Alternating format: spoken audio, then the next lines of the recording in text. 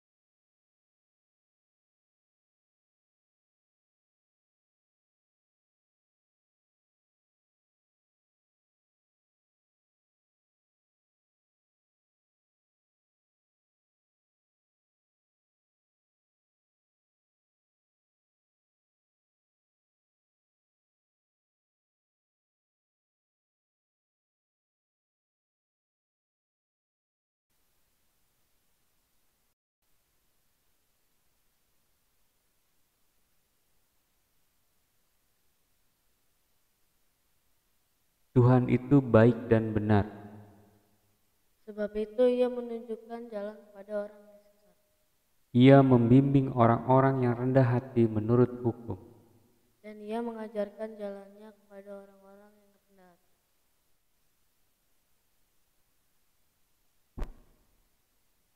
Segala jalan Tuhan adalah kasih setia dan kebenaran. Bagi orang yang berpegang pada perjanjiannya dan peringatan-peringatannya.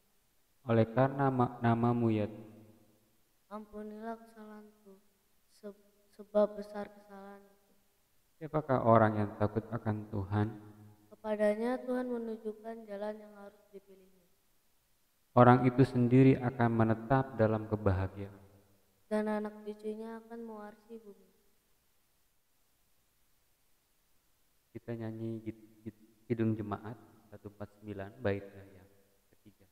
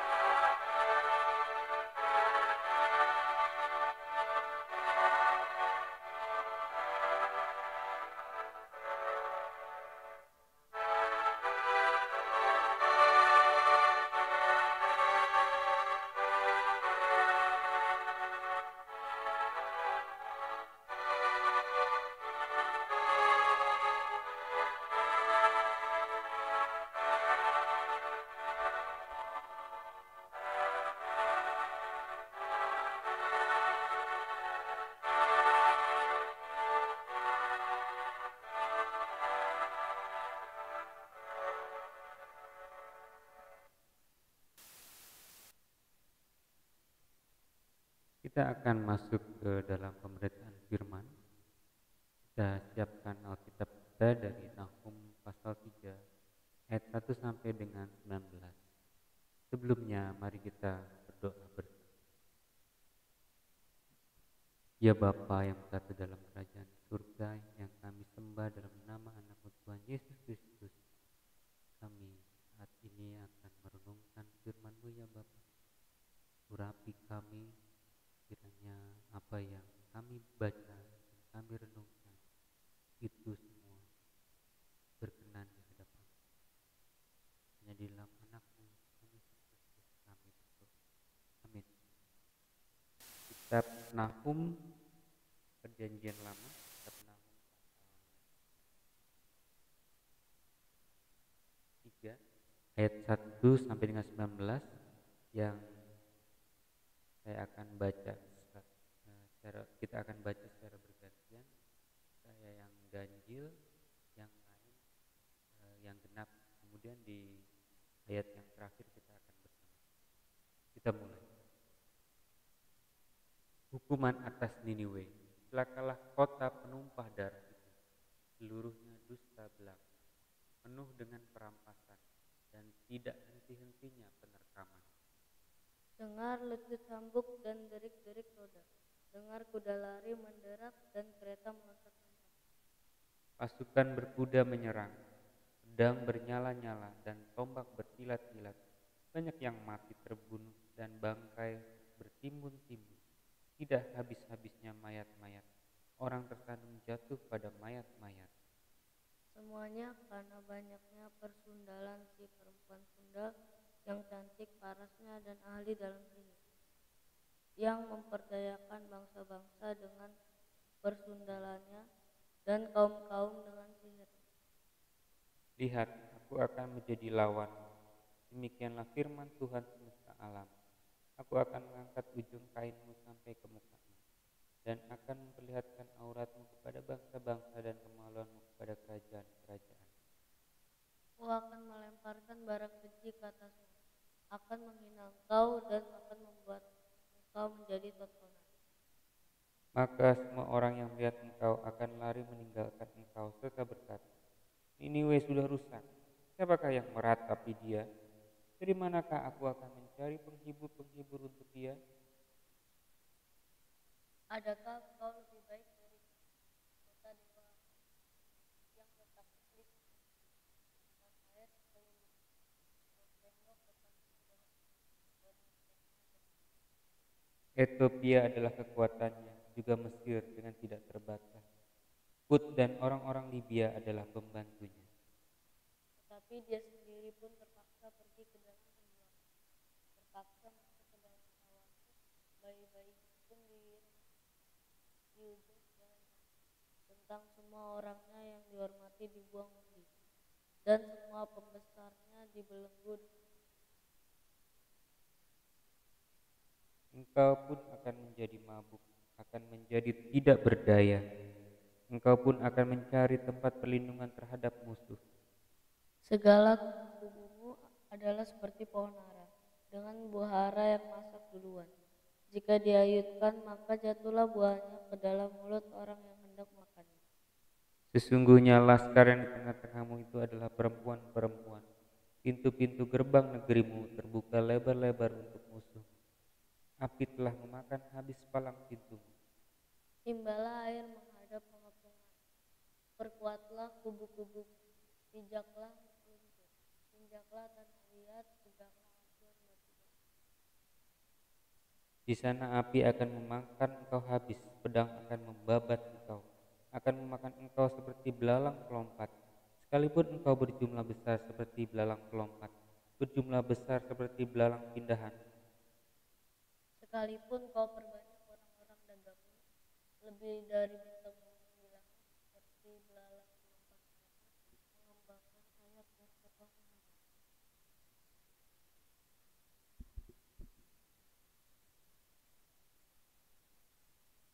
Sekalipun para penjagamu seperti belalang pindahan, dan para pegawaimu seperti kawanan belalang yang hinggap pada tembok-tembok pada waktu dingin. Namun jika matahari terbit mereka lari menghilang, tidak ketahuan tempatnya. Celaka, alangkah terlelapnya para gembala, hai raja-raja, para pemukamu tertidur, laskarmu bergerak di gunung-gunung, dan tidak ada yang menyembuhkan. Sama-sama. Tiada pengobatan untuk cederamu, lukamu tidak tersembuhkan. Semua orang yang mendengar tentang engkau bertepuk tangan karena engkau. Sebab pada siapakah tidak tertimpa perbuatan jahatmu terus-menerus? Demikianlah pembacaan Alkitab.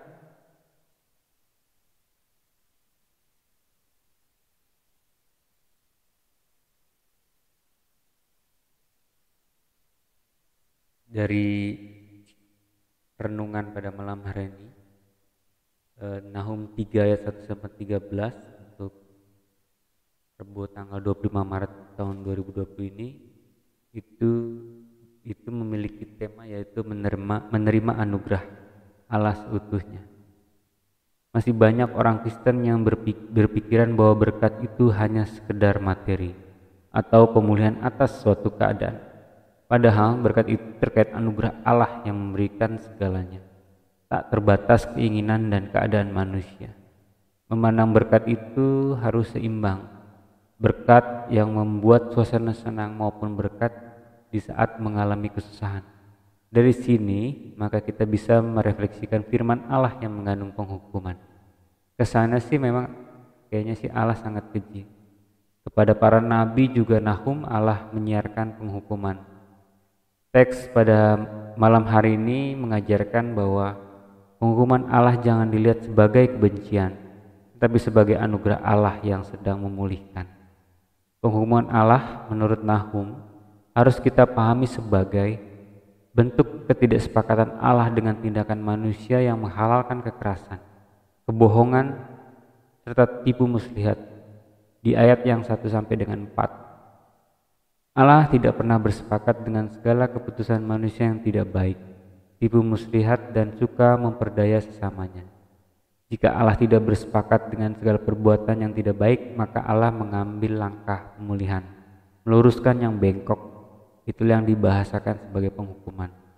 Penghukuman adalah bentuk ketidaksepakatan Allah terhadap segala perbuatan yang tidak baik. Yang kedua, Bapak Ibu, penghukuman mengingatkan manusia bahwa Allah bukan objek yang dipermainkan manusia. Terlihat di ayat yang 5 sampai dengan 10. Allah bahkan tegas menempatkan diri sebagai subjek, pelaku utama di hadapan manusia. Lihat, sekarang aku adalah lawanmu. Allah menciptakan manusia sebagai gambar ruh Allah, sebagai hubungan subjek dengan subjek, rekan sekerja Allah. Tetapi manusia dengan kesombongannya menjadikan Allah sekedar objek. Allah cuma hadir dalam ritual agama. Allah hanya cadangan manusia, bukan yang utama. Allah melalui bahasa penghukuman mengingatkan kembali bahwa Ia adalah subjek yang menempatkan manusia sebagai subjek. Yang ketiga, bahasa penghukuman Allah mengingatkan manusia pada akhirnya mencari perlindungannya yang dianggap paling aman. Di ayat yang 11 sampai dengan 13 itu terlihat. Gambaran yang disampaikan Nahum sangat mengerikan, bahwa manusia mencari rasa aman di tangan musuhnya setelah hidup dengan kesombongan dan pemberontakan. Manusia mencari rasa aman pada musuhnya sendiri. Firman Tuhan saat ini tidak sedang menilai, menafsirkan, apalagi menyimpulkan bahwa keadaan atau pergumulan dunia yang saat ini sedang dilanda wabah, sedang dihukum Allah. Kita tidak sedang menghubung-hubungkan apalagi mencari pembenaran atas situasi saat ini dengan penghukuman Allah. Tetapi firman Tuhan yang di masa lampau kepada kaum Niniwe melalui Nahum memiliki beberapa makna bagi kita saat ini. Yang pertama, Bapak Ibu, marilah bijak memaknai anugerah Allah, bahwa anugerah Allah bentuknya bisa berupa berkat, tetapi juga bisa berupa pergumulan yang kita jalani dengan tujuan yang sangat baik, memulihkan keluarga, memulihkan bangsa, memulihkan dunia. Pergumulan jangan dilihat sebagai penghukuman, tetapi maknai sebagai cara Allah memulihkan diri kita menjadi lebih baik. Saat ini, mari kita semua bergandengan tangan, mewujudkan solidaritas menjalani pergumulan bersama-sama dan saling menguatkan. Bukankah selama ini dunia terjebak dalam ego agama, ras, kepentingan politik? Melalui pergumulan global, Tuhan sedang memulihkan keluarga, jemaat, masyarakat, bangsa, bahkan dunia dan kehidupan ini. Yang kedua, Bapak Ibu, sudah saatnya kita memaknai pergumulan sebagai bahasa anugerah Allah, bahwa dalam segala keadaan kita akhirnya merindukan Allah. Lihatlah dunia, gereja, masjid, tempat ibadah lain kosong, tempat penjarahan spiritual manusia, tembok ratapan Ka'bah, Vatikan kosong. Manusia yang biasa memuja-muja Tuhan di tempat yang dibangunnya sendiri pun merasa tidak aman. Di saat pergumulan ini justru Allah sedang berfirman kepada manusia di dunia, kepada kita, bahwa Allah setiap saat bisa kita jumpai, bukan hanya di tempat yang kita bangun saat ini atau di tempat yang kita anggap mungkin paling suci.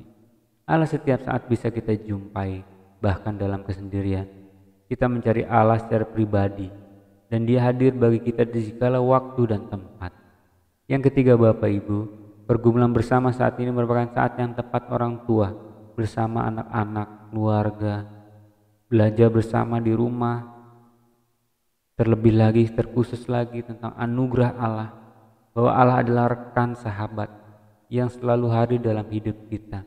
Tetapi Allah juga tidak pernah bersepakat dengan segala tindakan kita yang melawan kehendak. Saat inilah kita belajar anugerah dan kasih penyertaan Allah dengan duduk diam di rumah bersama anak, saudara, kerabat, bahwa Allah sudah dan sedang menabur nilai-nilai kebaikan melalui banyak cara.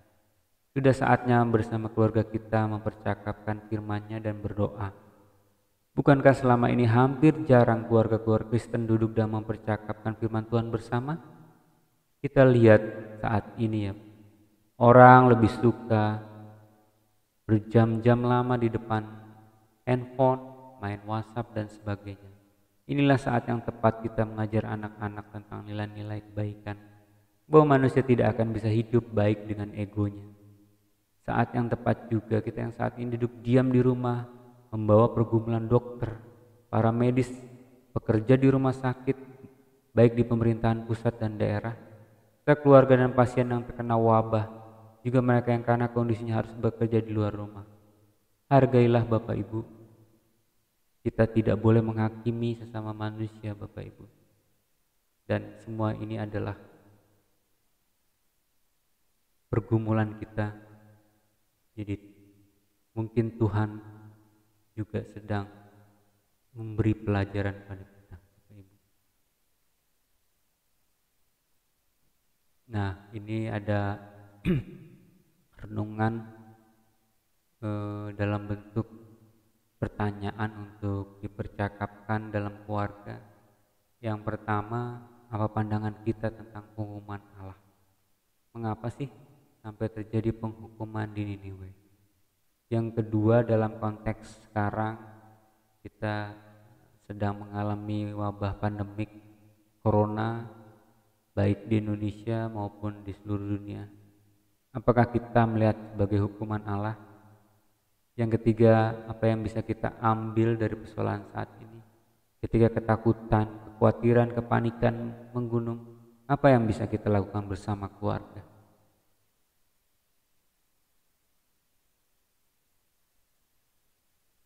Itulah beberapa bahan pertanyaan untuk dipercakapkan dalam keluarga. Ada beberapa catatan penting juga untuk kita semua. Untuk ayah ibu yang memimpin percakapan bisa juga bertanya kepada anak-anak apa yang mereka ketahui tentang wabah corona, bagaimana perasaan mereka, apa yang harus dilakukan setelah mendengar kisah Nahum. Kemudian yang kedua catatan adalah bahwa keluarga mempercakapkan firman Tuhan yang baru saja dibaca dan didengar untuk saling mengingatkan, menguatkan bahwa anugerah Allah itu hadir dalam segala situasi dan kondisi. Itulah renungan kita saat ini.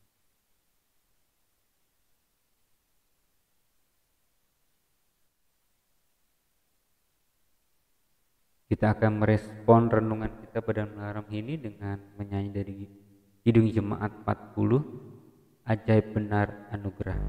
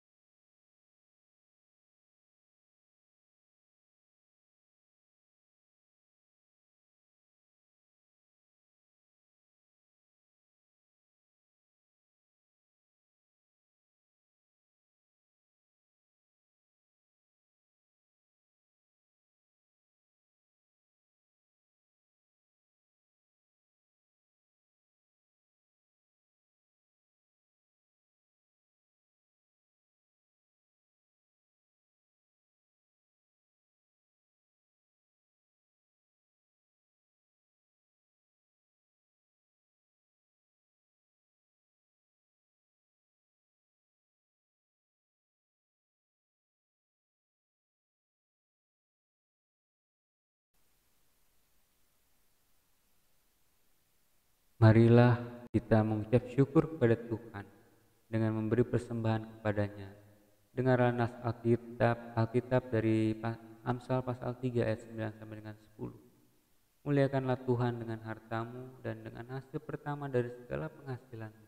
Maka lumbung-lumbungmu melimpah-limpah dan bejana pemerahanmu akan meluap dengan air buah anggurnya. Kiranya Allah berkenan atas pemberian kita dan menguduskan persembahan syukur kita kepadanya.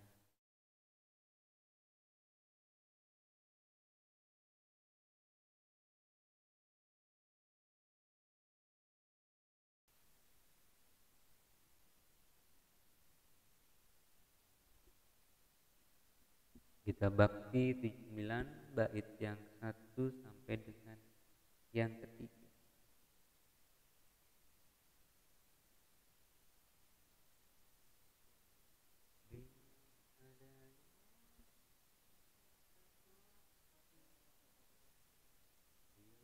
Padanya segenap hidupmu, karena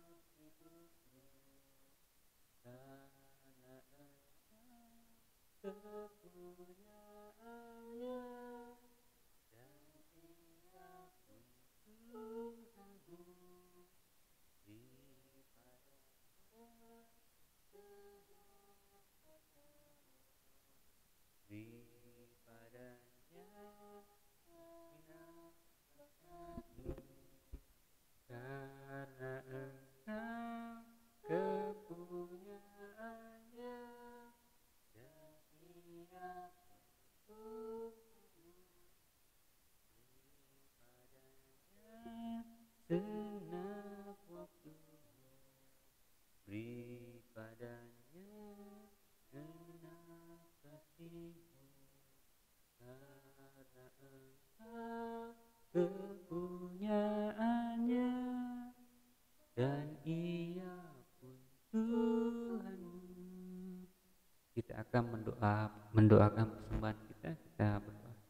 Ya Tuhan, terima kasih ya Tuhan untuk berkat yang boleh kami terima ya Tuhan pada saat ini juga ya Tuhan, bukan hanya berkat rohani juga berkat material. Semua itu bersumber daripada-Mu. Ya Tuhan, pada saat ini kami menyerahkan persembahan kami secara sukarela ini.